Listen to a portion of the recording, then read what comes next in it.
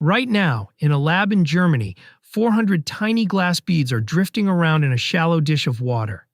Each one is smaller than a red blood cell.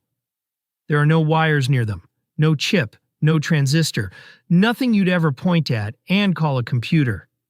And yet that dish of water just ran a calculation. It took a stream of chaotic, jittering data and worked out what that data would do next, about as well as the code running on the laptop on your desk. The people who built it are physicists, and they think every computer we've ever made leans on one quiet assumption, one we may never have actually needed. The assumption is that thinking has to be built out of switches. Every computer you've ever held is a city of tiny switches. Billions of them, right down to the phone in your pocket. Each one flicked hard on or off, a 1 or a 0, and nothing allowed in between. It's a brilliant way to build a machine. It just isn't the only way, and it might not even be the natural one.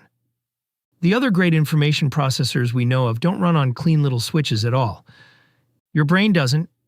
Neither does a colony of ants, or your immune system, or a storm rolling in off the coast. They all compute with something far messier, waves of activity that slosh into each other all at once. So a group of researchers asked a slightly mad question. What if you stopped fighting that mess and started using it? The team came from Konstanz and Stuttgart, led by a physicist named Clemens Bechinger. Here's the setup. They took 400 little glass spheres and laid them out in a neat grid inside a thin film of water. Each sphere has one half coated in carbon, so when you shine a light on that side, it heats up and the bead scoots forward. And the way they steer them is the fun part. It's a green laser. They aim it just next to a bead and the bead drifts. Now, the real trick is in the water. Because these beads all float in the same fluid, they're secretly linked. Push one bead, and it shoves the water around it. That moving water tugs the bead beside it, which tugs the next one along. One nudge and a ripple runs through the whole crowd. That coupling, it turns out, is the entire point. And when the paper describing all of this went up back in January, it carried a name that's been floating around physics for years. Reservoir computing. Reservoir computing is a backwards idea, so stay with me for a second. In a normal computer, you design every step.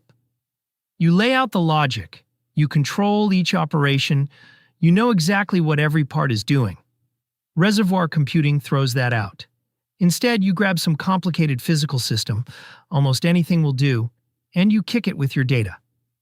In the dish, that means steering the beads with the laser in a pattern that spells out your input. The crowd reacts, swirling into a fantastically complicated dance that depends on exactly what you fed in. You never try to decode that dance. You just watch where the beads end up and train one thin little layer, a readout, to turn their positions into an answer. Let me make that concrete.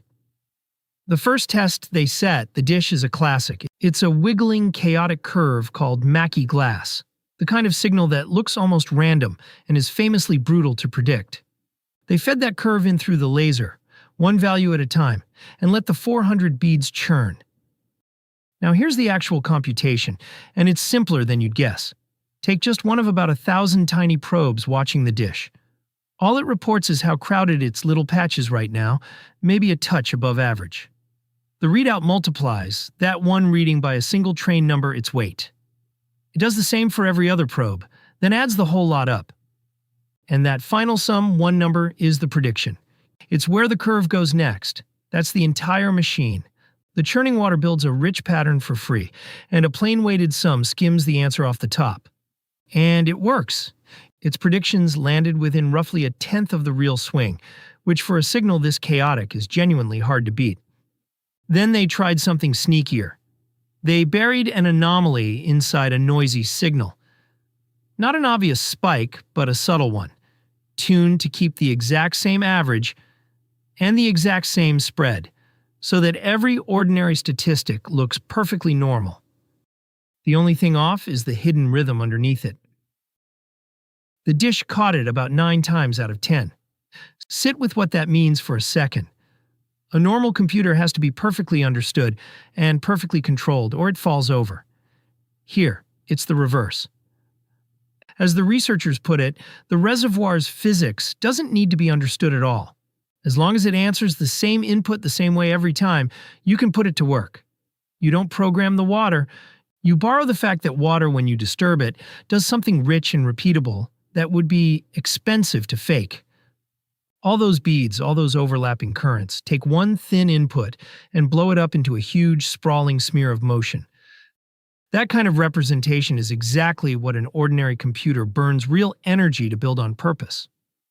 The water just hands it over, because churning is the one thing water already knows how to do. The headlines on this are about to get silly, so here's what it actually shows. This won't replace the chip in your phone. Not even close. It's slow, it's tiny, and in the researchers' own careful words, it's a controllable laboratory model, a proof that the idea holds, not a product. What it really proves is quieter, and honestly more interesting.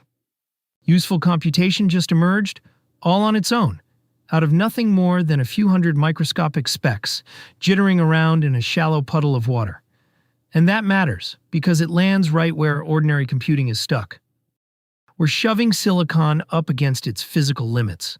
The chips run hot, they lean hard on the power grid, and every calculation still fights the resistance in the wires.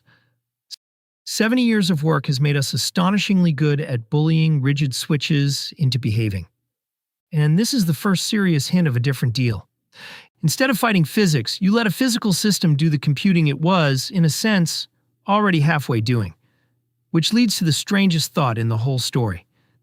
And I want to tread carefully here, because this is where solid science trails off into open guessing. Remember, the reservoir can be almost anything, as long as it's complex enough. And people have tested that about as literally as you can. Back in 2003, two researchers ran real pattern recognition using nothing but a bucket of water.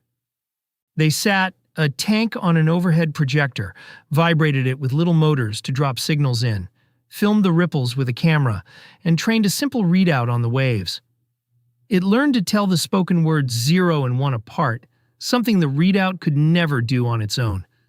A bucket of water sorting speech. Which raises a genuinely uncomfortable question. If a bucket can compute, and a dish of beads can compute, then what about a pond? A storm front? An ocean? Now, to be clear, nobody is claiming the sea sits there thinking.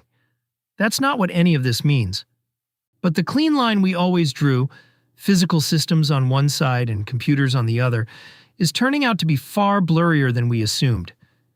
It's starting to look like computation is just something complex systems do, constantly, all around us. And we've only just worked out how to listen in. So the next great computer might not be built at all. It could simply be found already running, inside something we always mistook for simple. A dish of water catching a signal, and quietly working out what happens next.